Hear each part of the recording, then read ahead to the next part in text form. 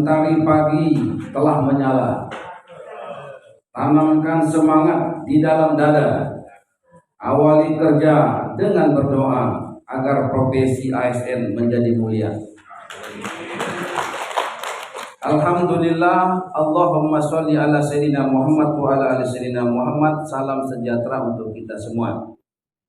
Pak Sekda, Pak Kepala Dinas, Pemateri, Ustadz Said Kamiyabi, juga ini hadir kepala-kepala OPD semuanya, para eselon 3 mewakili seluruh OPD juga hadir semuanya, saya hormati. Bapak Ibu hadirin sekalian yang berbahagia, pelatihan hari ini menjadi sangat penting karena bicara mengenai karakter ASN. Bapak Ibu sekalian, kita ingin seperti dulu, terkenal dengan kepamungannya, terkenal dengan guyupnya. Bapak Ibu sekalian, secara umum banyak orang menilai bahwasanya dunia swasta yang sekarang jauh lebih baik. Sekolah swasta sekarang jauh lebih baik. Pekerja swasta seakan-akan hari ini penilaian orang jauh lebih baik, karakternya, hasilnya. Maka bisa kita lihat misalkan banyak sekolah-sekolah swasta yang sekarang menjadi rebutan. Bahkan ketika harganya begitu biayanya mahal, orang nggak masalah. Dulu berbeda. Kalau kita masuk sekolah swasta itu dianggap dulu, zaman dulu itu tidak sebangga ketika kita diterima di negeri. Ketika kita sudah SMA, maka pertama kali yang dicari orang ketika itu adalah kuliah di universitas negeri. Jadi kalau ditanya, kamu kuliah di mana? Saya kuliah di Universitas Anu. Oh, negeri itu ya, bangga orang. Begitu. Setelah tidak tertampung baru orang kemudian cari kampus-kampus swasta. Begitupun sekolah SMA, SMP, SD, begitu juga. Bapak Ibu sekalian, lalu apa masalahnya? Masalah awalnya itu adalah karakter. Di dunia usaha, misalkan swasta, orang kalau tidak memiliki karakter yang bagus, maka usahanya bisa jadi tidak maju. Misalnya ketika kita buka usaha, senyum tidak ada, keramahan tidak punya, judes, bengis, begitu. Itu orang sekali saja datang sudah tutup kapok, nggak mau lagi. Itu hukuman langsung ketika di dunia swasta. Tapi di dunia pemerintah, negeri, kadang-kadang tidak ada hukuman langsung. Mau melayani dengan senyum, dengan tidak senyum, itu nggak ngaruh. Begitu, nggak ngaruh. Sehingga kemudian Bapak Ibu sekalian terasa di luaran sana, seakan-akan masyarakat memberikan penilaian bahwasanya ketika berurusan kepada pemerintah dalam tanda kutip begitu, baik sekolah maupun pemerintahan negeri begitu, merasa kok tidak maksimal, Bapak Ibu sekalian. Tidak seperti zaman dulu begitu, tidak seperti zaman dulu. Nah, kita ingin agar apa yang dulu kala sudah ada yang baik ini coba kita pelihara, kita kembangkan. Di swasta kenapa kemudian terjaga kualitas kerja mereka? Karena hampir setiap periode tertentu mereka ada selalu pelatihan, ada upgrading, bahkan ada outbound yang disiapkan, bukan hanya dengan sendiri, bahkan dengan keluarganya, sehingga kemudian kerja mereka, target-target yang diberikan oleh pimpinannya itu bisa tercapai dengan mudah. Bapak Ibu sekalian, inilah yang kemudian pemerintah Kota Bengkulu coba lahirkan, bagaimana kemudian setiap ASN kita terutama, setiap OPD kita terutama, di waktu-waktu tertentu ada semacam upgrading, pelatihan, motivasi dan sebagainya. Sehingga harapan kita, karakter kita semakin hari semakin membaik. Bapak Ibu sekalian, ini menjadi penting karena kompetisi sekarang ini di dunia pemerintahan itu terjadi. Bisa kita lihat bagaimana kemudian perubahan-perubahan yang terjadi sekarang dan ke depan. Beberapa jabatan-jabatan tertentu itu boleh diisi orang luar, ya Pak Sekda ya, boleh diisi. Sehingga kalau kita tidak kemudian membangun karakter kita menjadi lebih baik begitu, ini bisa tergerus. Dan alhamdulillah Bapak Ibu sekalian, kita perlu bangga begitu, karena kita kerja di pemerintah Kota Bengkulu yang menurut saya kita sudah di atas rata-rata.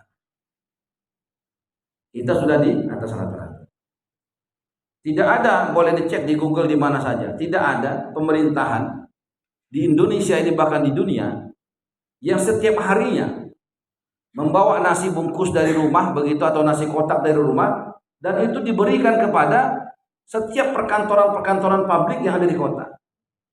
Saya sudah jalan di DKI. DKI itu satu bidang transportasi darat. Uangnya 1,8 triliun. 1,8 triliun. APBD kita hanya 1,2.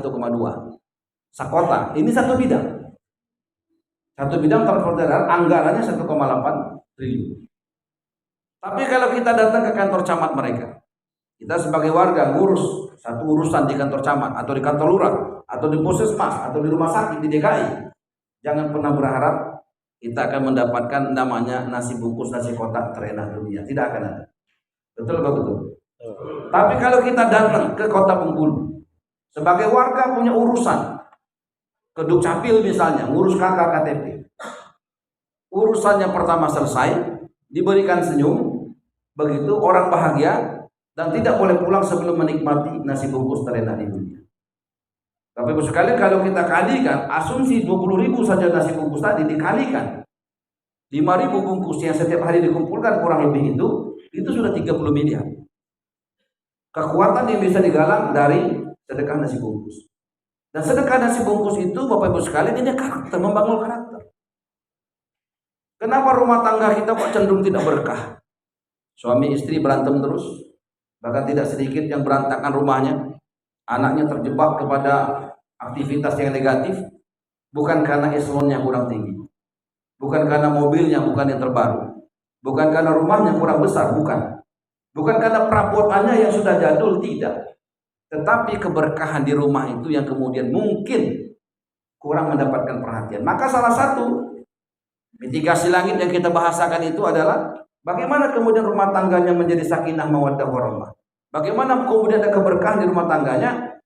Kebiasaan kita masak pagi, kemudian kita ke kantor. Kantor kita sibuk kerja sampai sore. Pulang ke rumah nasi sudah dingin, lauk sudah dingin. Gak ada nafsu makan dan kebanyakan rata-rata mubazir. Mubazirinah temannya setan.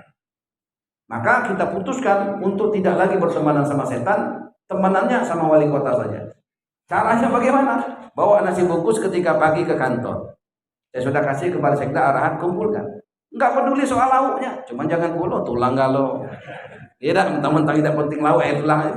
Maksudnya apa yang kita makan itu yang kita berikan. Kalau kita makan telur, maka lauknya telur. Kalau kita makan ikan, maka lauknya ikan. Bapak Ibu sekalian, ini sedekah makanan ini yang tertinggi nilainya. Sedekah makanan tertinggi nilainya, lebih bernilai daripada membangun Ka'bah. Lebih bernilai daripada sholat 1000 rakaat di setiap sudut Ka'bah. Itu kata Ustadz yang ceramah khutbah Jumat waktu di Jatinegara, saya datang ke sana. Soal benar tidak benar cari sendiri. Jadi ini Ustadz ceramah khutbah Jumat, dia katakan Nabi Ibrahim alaihissalam dan Nabi Ismail alaihissalam itu membangun Ka'bah dengan tangannya. Selesai bangunan Ka'bah, mereka sholat 1000 rakaat di setiap sudut. Selesai itu kemudian dia bermunajat kepada Allah. Maka Allah puji, tetapi Allah sampaikan ada yang lebih baik amalan daripada itu. Kaget, apa yang lebih baik daripada itu? Ternyata memberikan makan kepada orang yang lapar. Bapak-Ibu sekalian. Dulu orang tua kita dulu, coba kita sama-sama merenung, datuk kita mungkin, nenek kita, emak kita dulu. Anaknya banyak, yang kerja cuma bapak kita, kebunnya pun nggak luas. Anak 12 orang, jadi semua. Kita kadang-kadang suami kerja, istri kerja, anak cuma satu. Cobalah.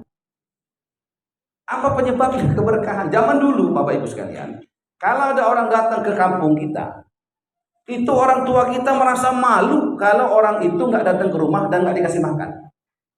Makanan terbaik biasanya diberikan kepada tamu, makanan kerak-kerak nasi yang nggak bisa diambil lagi pakai cendok, harus direndam dulu pakai air, ini lagi dikasih anak. Zaman dulu.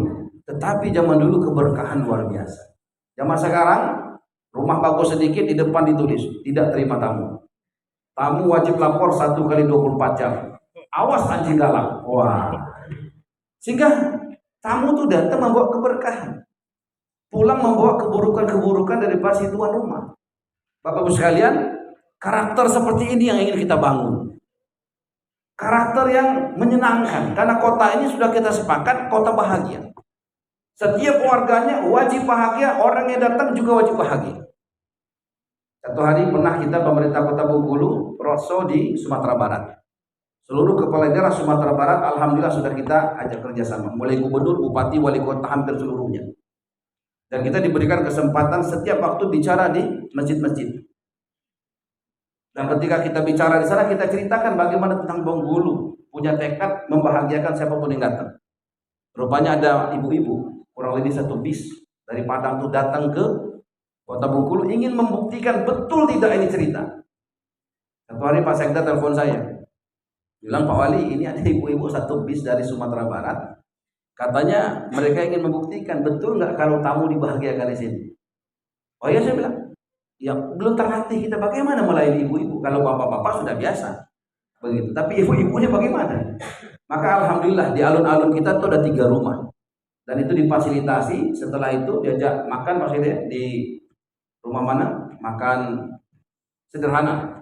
Alhamdulillah pulang mereka bahagia semua. Sederhana Bapak sekalian. Secara ekonomi mungkin kelihatan kita rugi, begitu. Kelihatan mungkin rugi tapi tidak Bapak sekalian. Kita melihat Cianjur barusan ada musibah besar. Cianjur, saya ke sana. Sehari bencana, ya kita masih laut darat, ada acara di Jakarta, saya kita ke sana. Kami datang ke sana ingin ketemu sama bupati, sudah oke, tapi nggak bisa masuk. Pas jalan dari sisi kanan hancur jalan, longsor. Di sini juga gitu, nggak bisa. Akhirnya kita kemudian gerilya saja lah, begitu. Dan kita transfer dana 50 juta itu dari mitigasi langit sedekah 2.000 gitu. Yang lain lagi ngumpulkan uang, pemerintah kota sudah sampai uangnya ke sana. Tanpa kita sungguh-sungguh nggak ada, buat list nggak ada, karena kita sudah ada. Kita tidak cari payung ketika hujan. Kita ini sedia payung sebelum hujan. Sedekah 2.000 itu Bapak Ibu sekalian sampai hari ini masih berjalan. Mungkin di antara kita berpikir, ngapain sih 2.000? Salah. 2.000 itu tidak membuat kita jadi miskin ketika kita sedekahkan, kita tahan tidak membuat kita jadi kaya raya. Tetapi sedekah 2.000 ini Bapak Ibu sekalian, ketika dikumpulkan 100.000 orang ini punya arti bagi Cianjur. Belum selesai Cianjur sudah ada lagi Gunung Semeru batu-batu. Bapak Ibu sekalian. Dan pemerintah Kota Bengkulu insya Allah tidak berabsen untuk memberikan bantuan itu. Karena apa? Karena kita bagian daripada Indonesia. Kita bagian daripada dunia, Bapak Ibu sekalian. Karena waktu kita sangat terbatas ya, saya kepengen bicara panjang ini karena karakter ini penting Bapak Ibu sekalian. Saya ingin mengatakan bahwasanya pelatihan yang penting. Ayo dengan pelatihan ini kita rubah cara pandang kita, mindset kita. Amanah sudah diberikan kepada kita. Bukan soal lama tidaknya, bukan soal tinggi atau tidaknya, bukan. Yang terpenting adalah ketika amanah itu diberikan, seragam itu sudah diberikan. Yuk kita betul-betul layani rakyat kita. Kita berikan pelayanan terbaik kepada masyarakat yang ketika itu berurusan dengan pemerintah. Minimal berikan senyum terbaik kita. Layani mereka dengan baik. Saya handphone itu terbuka 24 jam. Setiap hari ini 100 orang yang kemudian ditangani di handphone saya. Banyak sekali kisah-kisah di sini. Sampai ada seorang mahasiswa WA saya. Assalamualaikum Pak Wali, ini betul nama Bapak ya? Saya mahasiswa Pak di sebuah PTN. Katanya Pak, kalau ada apa masalah bisa WA pemerintah ya? Ada di billboardnya. Masalahnya apa deh? Masalah saya Pak, saya kalau ke kampus suka naik angkot Pak, nggak punya motor. Bisa nggak Pak dibelikan saya motor baru untuk ke kampus? Coba. Tapi kan harus dijawab. Saya jawab pakai voice saya agar dia yakin ini wali kota. Terima kasih Dek, saya bilang sudah menghubungi untuk program motor baru bagi mahasiswi itu belum ada sekarang. Entah nggak tahu kalau tahun depan, tahun yang akan datang, doa aja. Apa kata dia? Terima kasih Pak, saya sudah direspon, senang. Bapak Ibu sekalian, yang penting respon masyarakat. Jangan pernah kita tidak respon. Soal kita katakan nggak bisa, katakan memang nggak bisa. Cuman mengatakannya dengan menyenangkan, Bapak Ibu sekalian. Dan Bapak Ibu sekalian, kita ingin agar pemerintah Kota Bengkulu ini betul-betul melayani paripurna di masyarakat.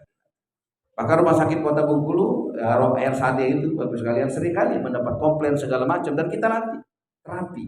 Bagaimana kemudian memang yang datang itu adalah ibu kandung kita, ayah kandung kita, anak kandung kita, sehingga ketika mereka sebenarnya salah tapi merasa benar, maafkan saya.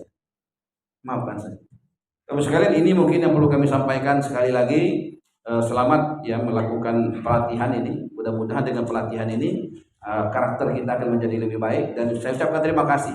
Saya bangga bisa bekerja sama dengan Bapak Ibu sekalian Karena tentu saja di awal saya katakan, kalau melihat kinerja kita, karakter kita secara umum, kita insya Allah sudah yang terbaik.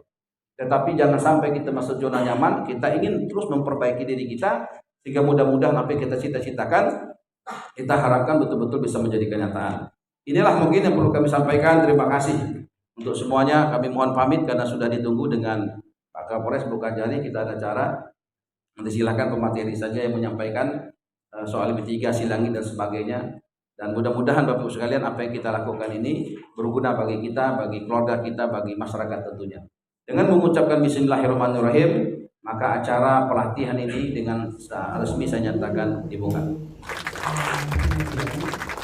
Dalam pengajian itu setelah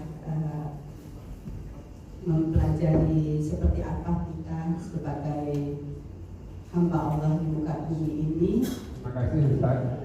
Hari ini saya merasa bahwa saya mendapatkan pelajaran-pelajaran besar yang belum pernah saya dapatkan. Mengapa saya katakan pelajaran besar?